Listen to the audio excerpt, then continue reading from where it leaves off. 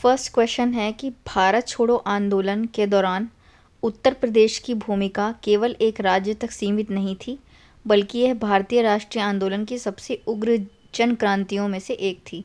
कथन का आलोचनात्मक परीक्षण करें।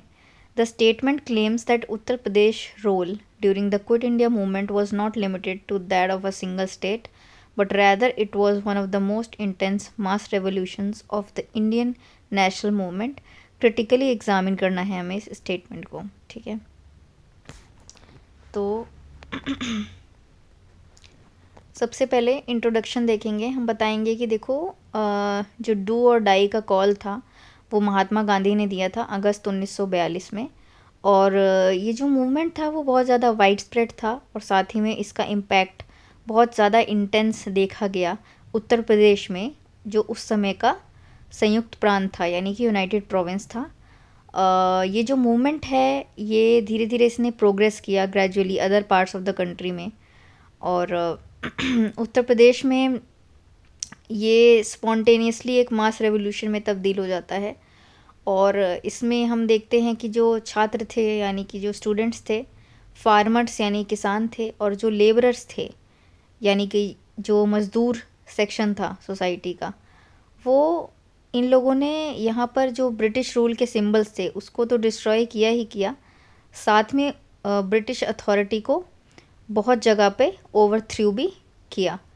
और इस वजह से हम बोलते हैं कि जो उत्तर प्रदेश है वो एक मुख्य रण क्षेत्र के नाम से जाना जाता है जब भी हम 1942 के भारत छोड़ो आंदोलन की बात करते हैं।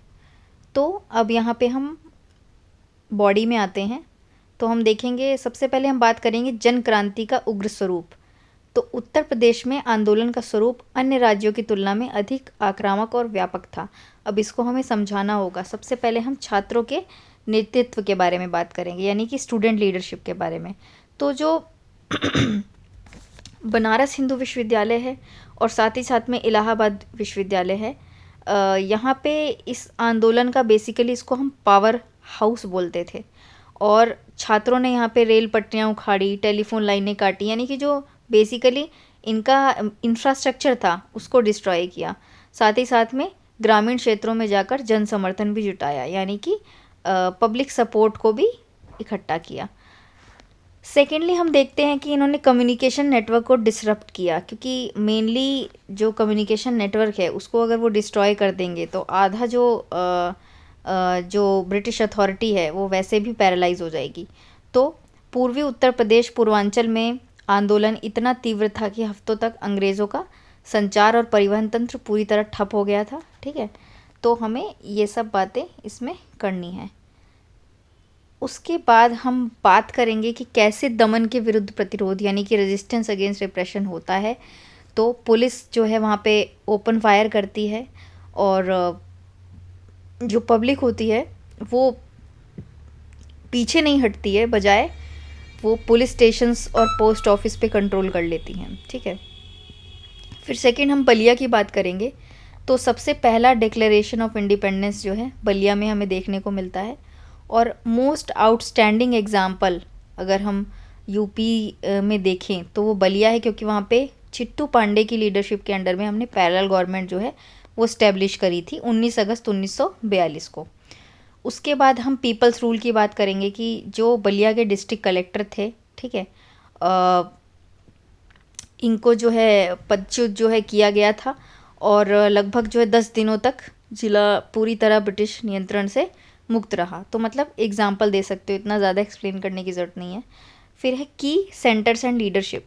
तो हम की सेंटर्स की बात करेंगे तो हम वाराणसी और आजमगढ़ की बात करेंगे कि इंडिपेंडेंट गवर्नमेंट जो है यहाँ पे इस्टेब्लिश की गई थी रूरल एरियाज़ में।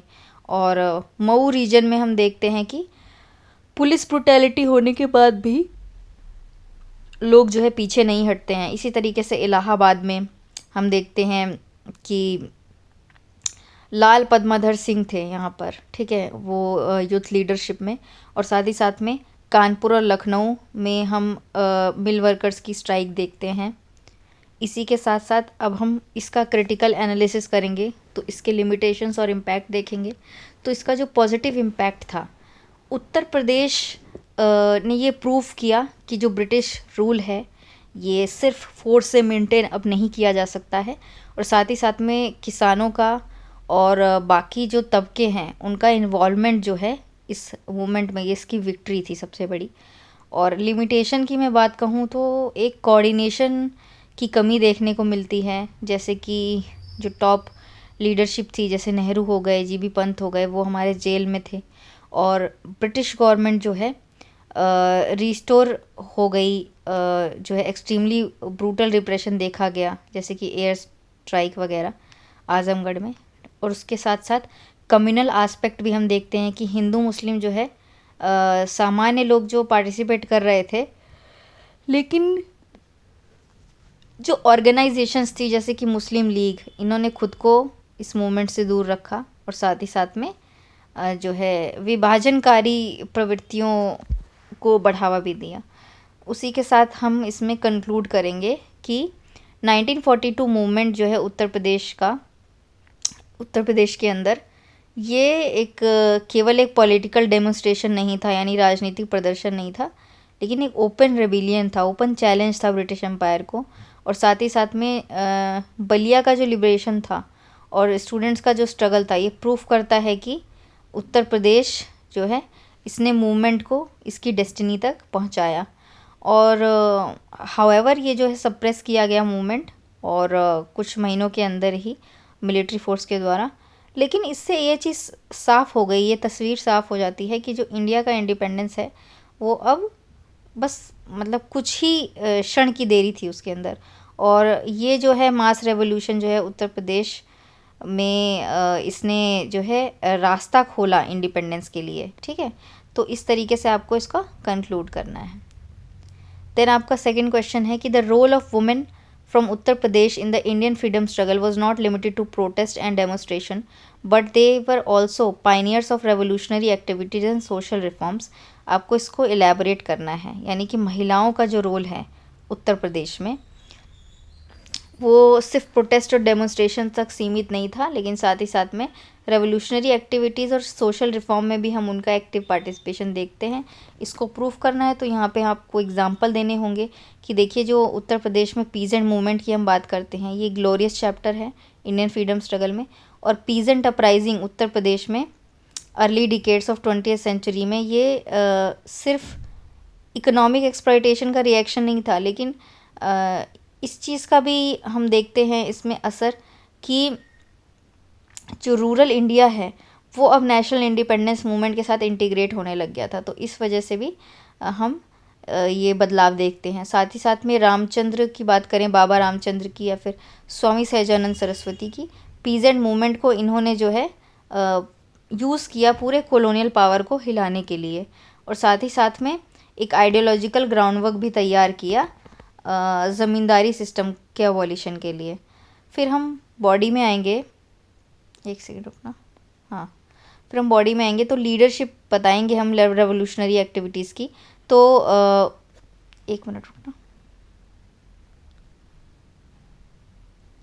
एक minute,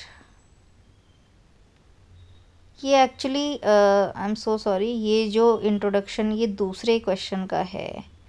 I actually misunderstood the question.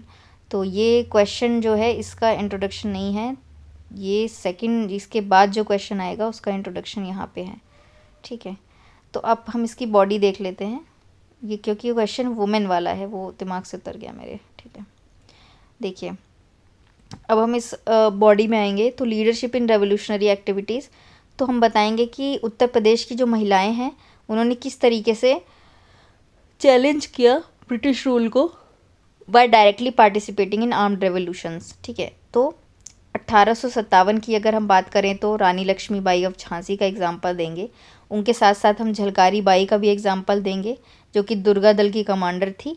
बेगम हज़रत महल जो लखनऊ की थी, उन्होंने कैसे गोरिल्ला वॉरफेयर और मिलिट्री ऑर्गेनाइजेशन के थ्रू एक एग्जाम्पल सेट किया।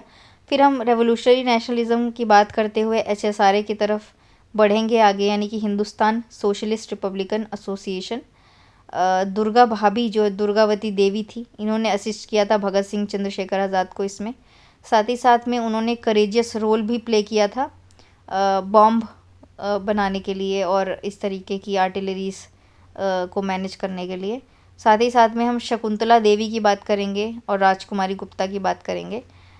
इन्होंने जो है बहुत रिस्क लिया जहाँ पे वेपन्स को डिलीवर किया और रेवोल्यूशनरी मैसेज जो है वो मैसेंजर बने एक तरह से काकोरी कॉन्स्पिरेसी में।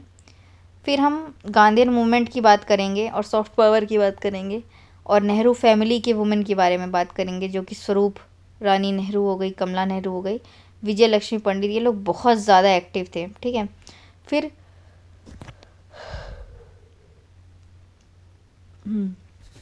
कस्तूरबा गांधी जो है उनका इन्फ्लुएंस देखने को मिलता है हमें कि किस तरीके से जो ग्रामीण क्षेत्र हैं उत्तर प्रदेश में, वहाँ पे कस्तूरबा गांधी ने लोकल वुमेन जो है उनको आगे आने में प्रेरित किया। साथ ही साथ में पायनियर्स ऑफ सोशल रिफॉर्म्स, अब हम देखेंगे क्या क्या सोशल रिफॉर्म होते हैं। तो एजुकेशन और पर्दा सिस्टम में बहुत बड़ा रोल है, स्पेशली सुचिता कृपलानी का और एनी बेसेंट का।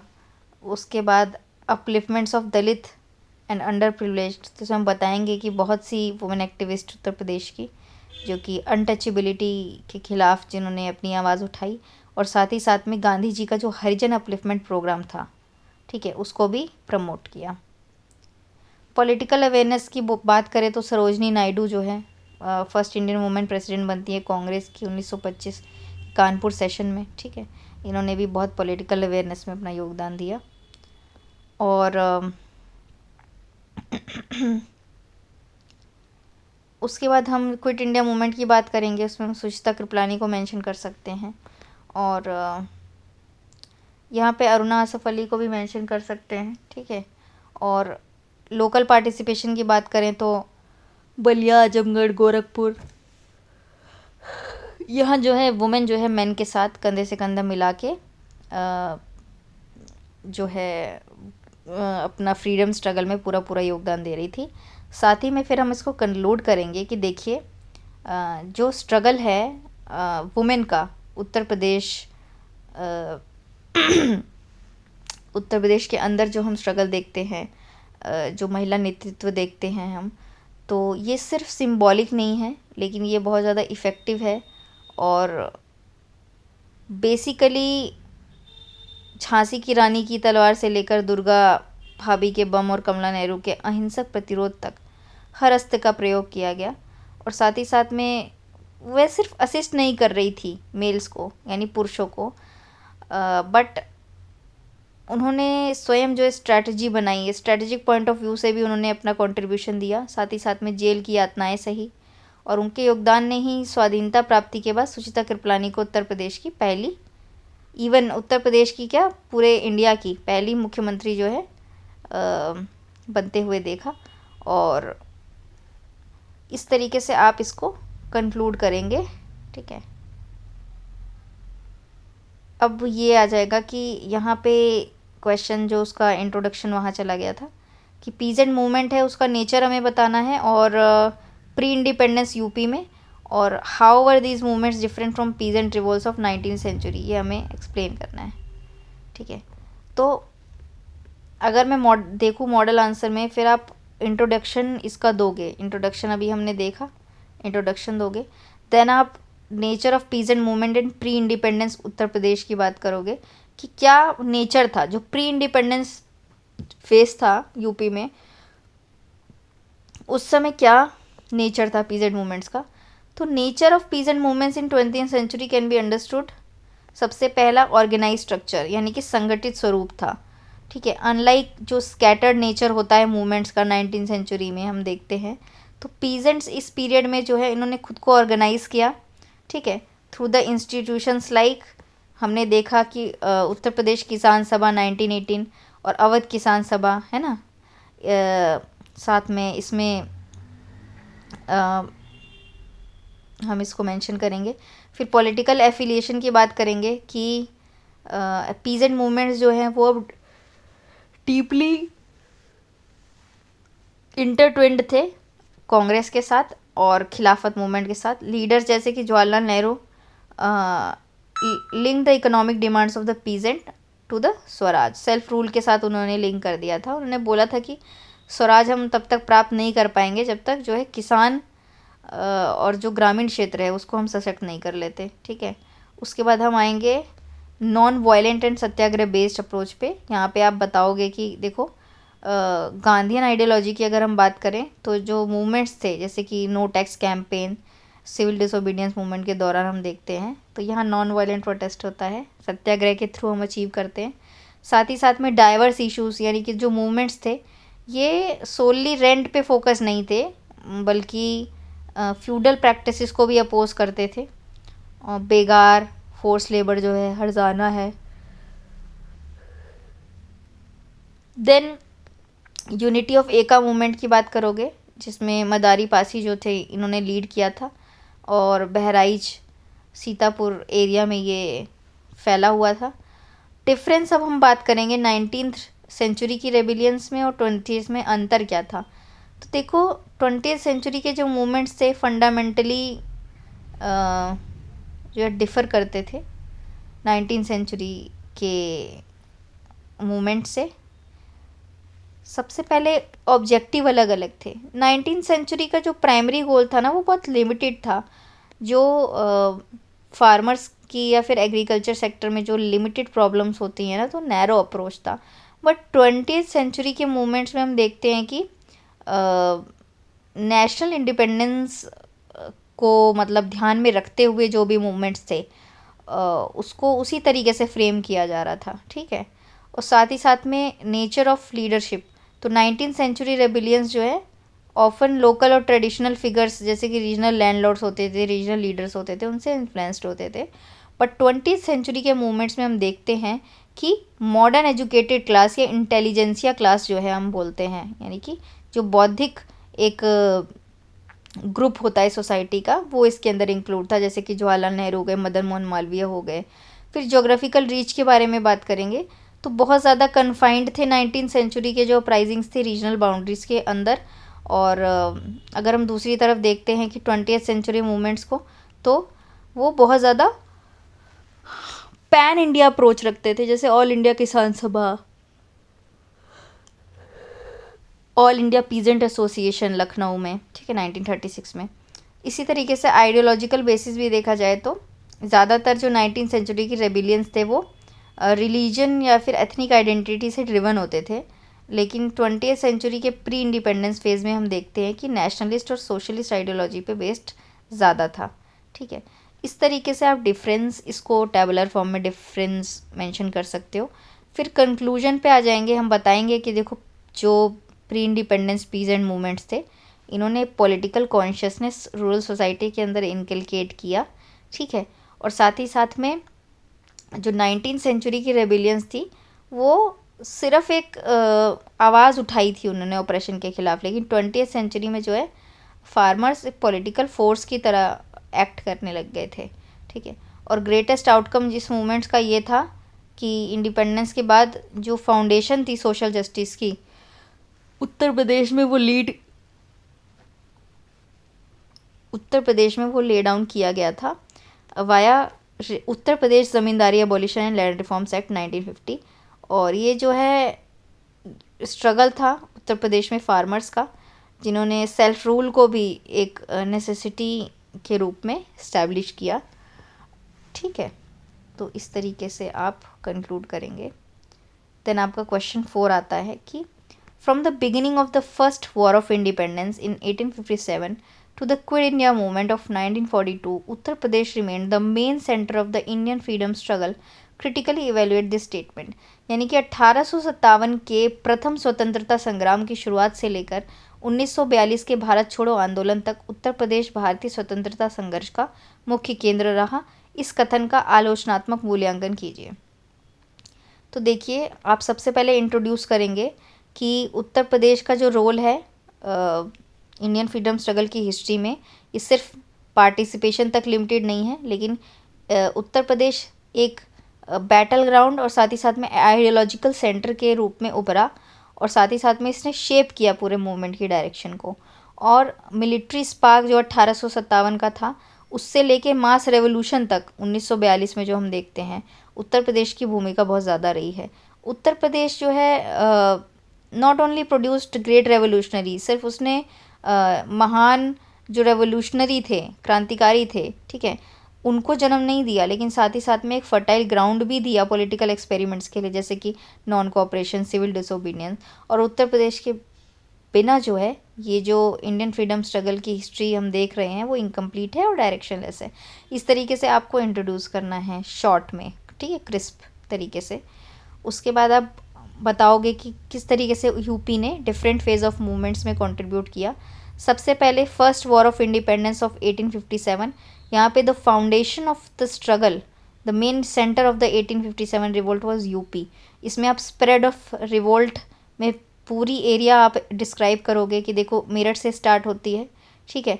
फिर एक ऑर्गेनाइज रेजिस्टेंस हम देखते हैं कानपुर में नाना साहिब के अंडर, झांसी जो है रानी लक्ष्मीबाई के अंडर में, लखनऊ जो है बेगम हज़रत महल, और फैज़ाबाद मौलवी अहमदुल्ला। ये मैप बना सकते हो यहाँ पे। फिर हम सिग्निफिकेंस देखेंगे कि जो ये स्ट्रगल था इसने ideological foundation Hindu Muslim unity की, साथ ही साथ में स्वराज जो है यूपी में फर्स्ट टाइम, जिसने पहली बार फ्यूचर मूवमेंट्स को इंस्पायर किया। फिर आप गांधीयन एरा और उत्तर प्रदेश के बारे में बात करोगे, जहाँ पे नॉन कोऑपरेशन मूवमेंट और पीजेंट मूवमेंट्स और सिविल डिसोबीडियंस मूवमेंट्स को मेंशन करोगे। फिर रेवोल्यूशनरी नेशनलिज्म और उत्तर प्रदेश के बारे में बात करोगे तो आप काकोरी ट्रेन एक्शन 1925 के बारे में बात करोगे। HRA का जो फॉर्मेशन होता है कानपुर में, जो HSRA बनता है 1928 में, उसकी बात करोगे, जहाँ पे आप चंद्रशेखर आज़ाद और भगत सिंह की जो नेशनलिज्म और सोशलिस्ट आइडियाज़ थे उसको मेंशन करेंगे। देन क्विट इंडिया मूवमेंट में भी आप पैरेलल गवर्नमेंट की बात कर सकते हैं, ठीक है। और इसमें वेरियस पर्सनालिटीज़, राम मनोहर लोहिया जैसे, उनकी क्या कंट्रीब्यूशन है, अरुणा सफली की क्या कंट्रीब्यूशन थी, उसको आप मेंशन करोगे। स्टूडेंट और पब्लिक की अगर बात करेंगे रोल की, तो अब BHU इलाहाबाद यूनिवर्सिटी में किस तरीके से उसने शेप किया इस मूवमेंट को। और फिर क्रिटिकल अगर हम इवेल्युएट करें क्रिटिकली, तो हम देखेंगे कुछ पॉजिटिव एस्पेक्ट की। देखो यूपी एक ऑल इंडिया लेवल लीडरशिप को लेके आता है। नेहरू शास्त्री हो गए, आज़ाद हो गए, GB पंत हो गए। और ये सिर्फ अर्बन नहीं था, लेकिन इसमें रूरल और फार्मर बेस्ड बहुत ज़्यादा कंट्रीब्यूशन था। तो बेसिकली बहुत ज़्यादा इंक्लूसिव अप्रोच का था। और नेगेटिव एस्पेक्ट या लिमिटेशन की बात करूँ तो इसी सेम पीरियड में जो अलीगढ़ और मुस्लिम लीग की जो एक्टिविटीज़ थी, और उत्तर प्रदेश जो है ये कम्युनल पॉलिटिक्स का भी सेंटर बन जाता है, जिसकी वजह से हम पार्टीशन जैसी ट्रेजेडी देखते हैं। साथ ही साथ में रीजनल इंटरेस्ट जो है, जैसे कि इंटरेस्ट ऑफ तालुकदार, इन्होंने भी नेशनल मूवमेंट को हिंडर किया, ठीक है। उसके बाद हम कंक्लूड करेंगे कि 1857 से लेकर 1942 तक उत्तर प्रदेश जो एक हार्ट बीट रहा है, यानी कि इंडियन फ्रीडम स्ट्रगल की धड़कन हम बोल सकते हैं उत्तर प्रदेश को। और